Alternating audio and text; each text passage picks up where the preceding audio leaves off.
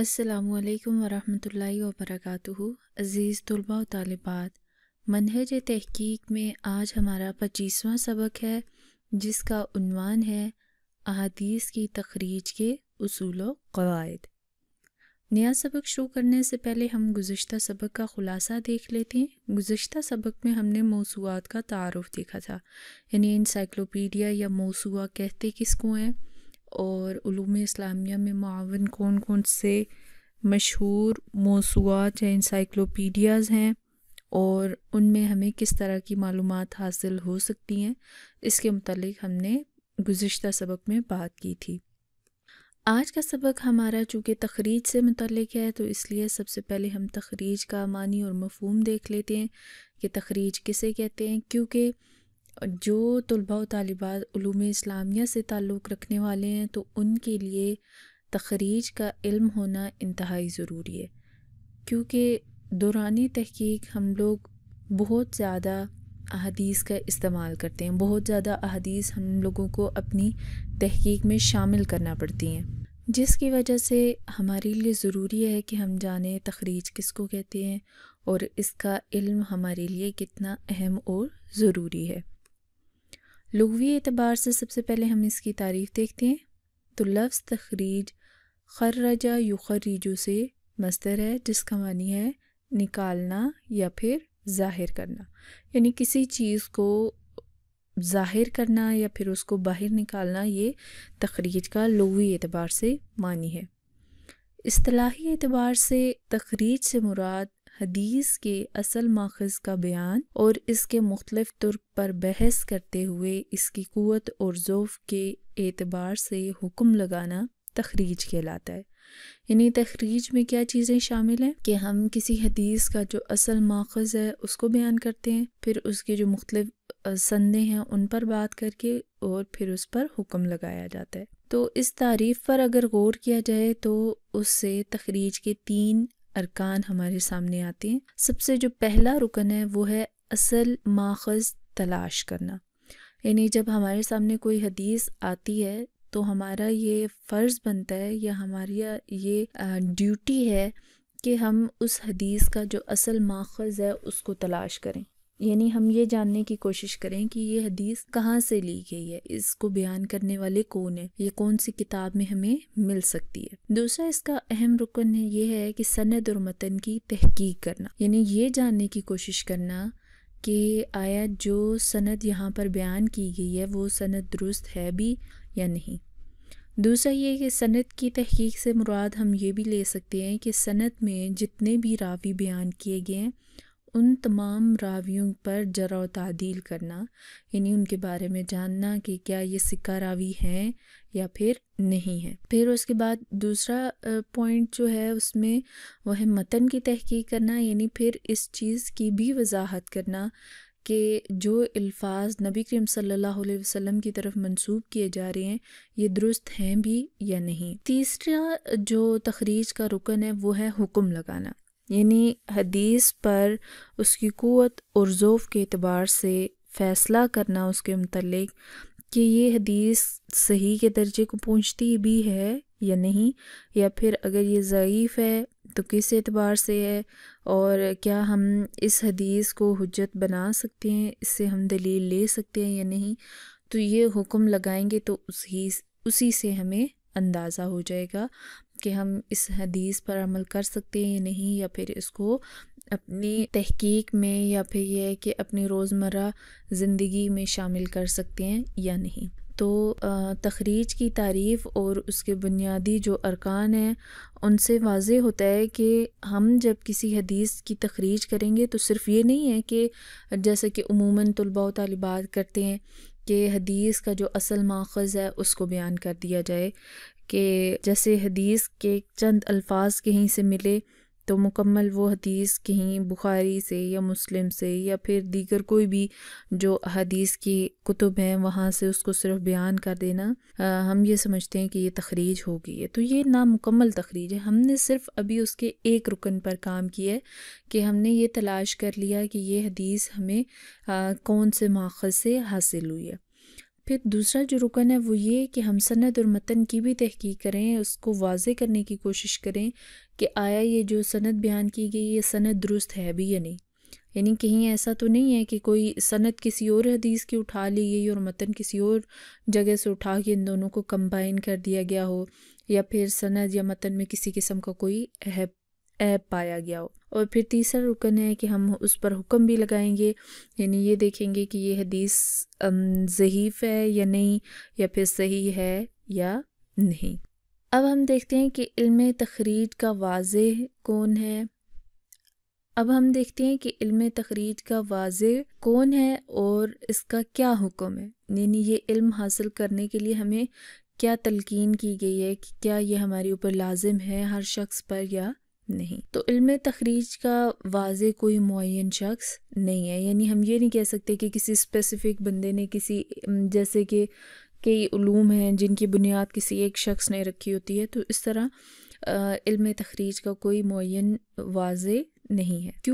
کیونکہ صحابہ براہ راست نبی کریم صلی اللہ علیہ وسلم سے علم حاصل کرتے تھے یا پھر ایک دوسرے سے علم حاصل کرتے تھے، اور چونکہ صحابہ تمام کے تمام ثقہ اور عادل تھے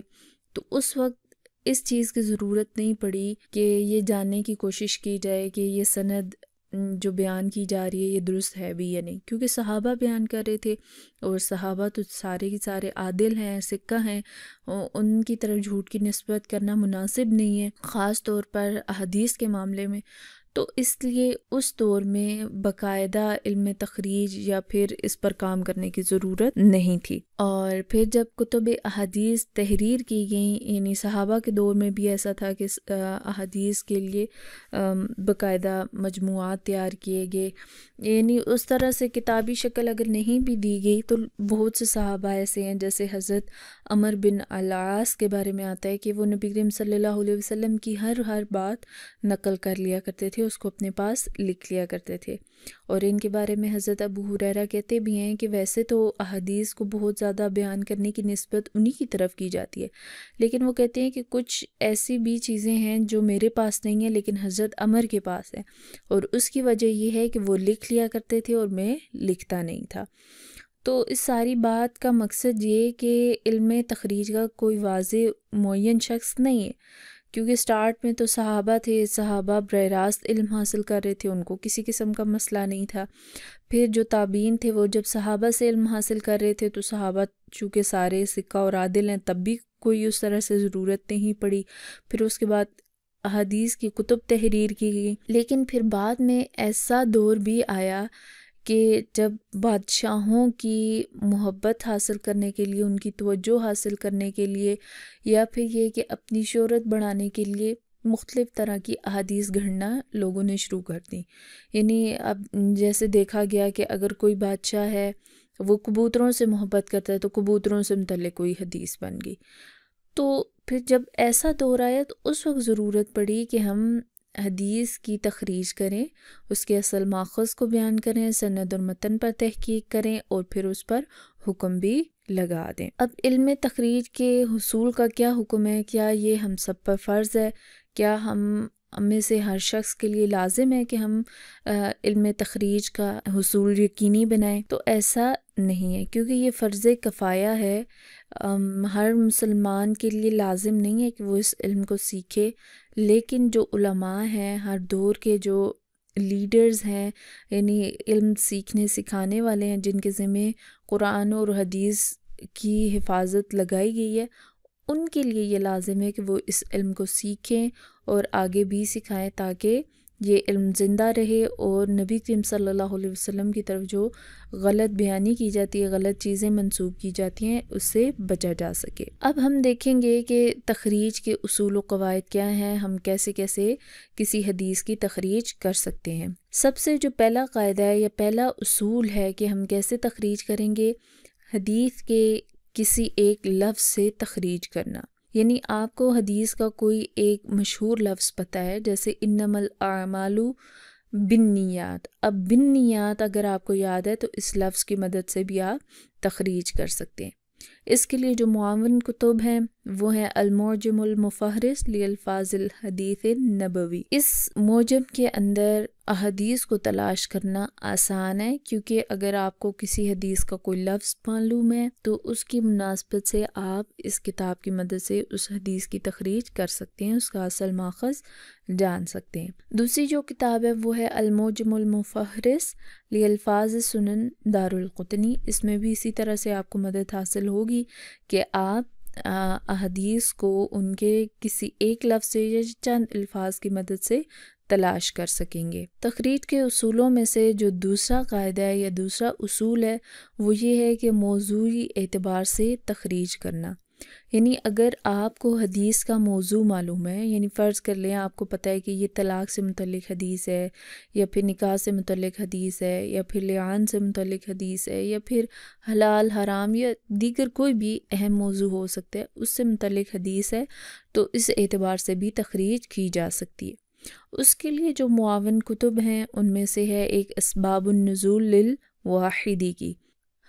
اس میں بھی موضوعی اعتبار سے تخریج کرنا آسان ہے اور معاون بھی ہو سکتی ہے یہ کتاب۔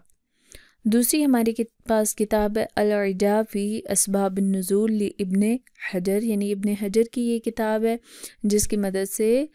موضوعی اعتبار سے تخریج کرنا ممکن ہے۔ تیسری قسم ہے غریب الحدیث للحربی، یعنی یہ حربی کی غریب الحدیث کے نام سے ایک کتاب ہے جس کی مناسبت سے یا جس کی مدد سے ہم احادیث کو تلاش کرنے میں مدد لے سکتے ہیں، اور یہ یعنی چند مثالیں ہیں، ایک دو مثالیں آپ کو دی گئی ہیں تاکہ آپ کے علم میں یہ آ سکے کہ موضوعی اعتبار سے تخریج بھی کی جا سکتی ہے اور اس کے لیے معاون کتب بھی موجود ہیں۔ تخریج کے اصولوں میں تیسرا جو قاعدہ ہے وہ ہے صحابی کے واسطے سے تخریج کرنا، یعنی اگر کوئی حدیث ہے آپ یہ جانتے ہیں کہ اس کو ابو ہریرہ نے روایت کیا ہے یا پھر حضرت عمر نے بیان کیا ہے یا پھر اس کے علاوہ کسی اور مشہور جو صحابی ہیں ان کے بارے میں ہمیں علم ہو جائے کہ یہ ان کی حدیث ہے، یعنی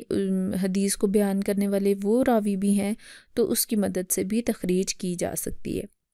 اس کے لیے بھی چند معاون کتب ہیں جیسے کتب الاطراف ہے، اس کے علاوہ اطراف الصحیحین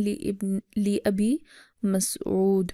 یہ موجود ہے، اسی طرح تحفۃ الاشراف ہے، اس میں بھی ہم صحابی کے واسطے سے تخریج کر سکتے ہیں۔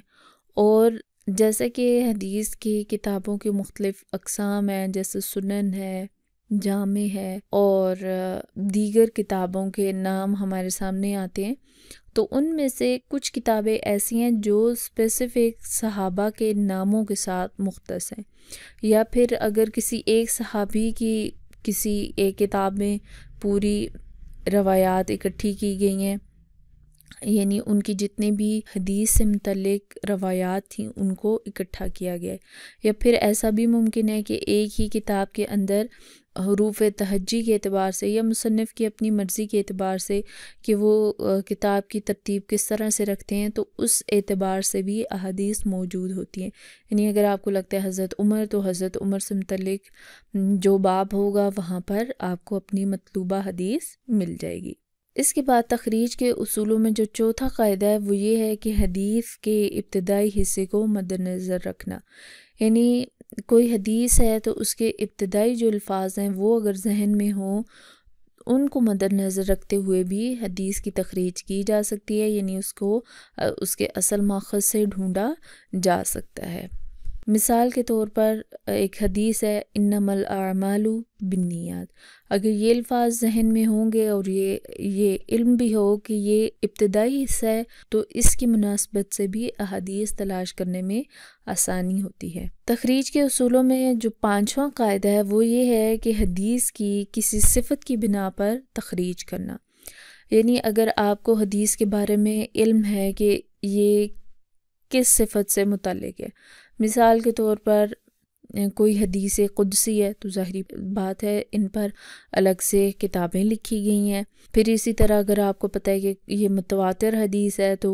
متواترہ حدیث کو بھی الگ کتب میں جمع کیا گیا، اس سے بھی بآسانی اس حدیث کو تلاش کیا جا سکتا ہے، یا پھر اگر علم ہو کہ یہ حدیث غریب ہے تو اس مناسبت سے بھی ہمیں حدیث کو تلاش کرنے میں آسانی ہوگی۔ خلاصہ کلام، آج کے سبق میں ہم نے تخریج کی تعریف دیکھی، یعنی تخریج کسے کہتے ہیں لغوی اعتبار سے اور اصطلاحی اعتبار سے۔ اس کے علاوہ ہم نے تخریج کے جو 3 ارکان ہیں ان کو بھی دیکھا، یعنی سب سے پہلے یہ کہ تخریج کا مطلب صرف احادیث کو اس کے اصل ماخذ سے تلاش کر کے لکھنا ہی نہیں ہے، بلکہ اس کی سند اور متن کی تحقیق بھی کرنی ہے اور پھر اس کے اوپر حکم بھی لگانا ہے۔ اب یہ حکم کیسے لگایا جائے گا؟ چونکہ یہ ہم میں سے ہر انسان یہ کام نہیں کر سکتا، تو اس کے لیے یہ کہ جن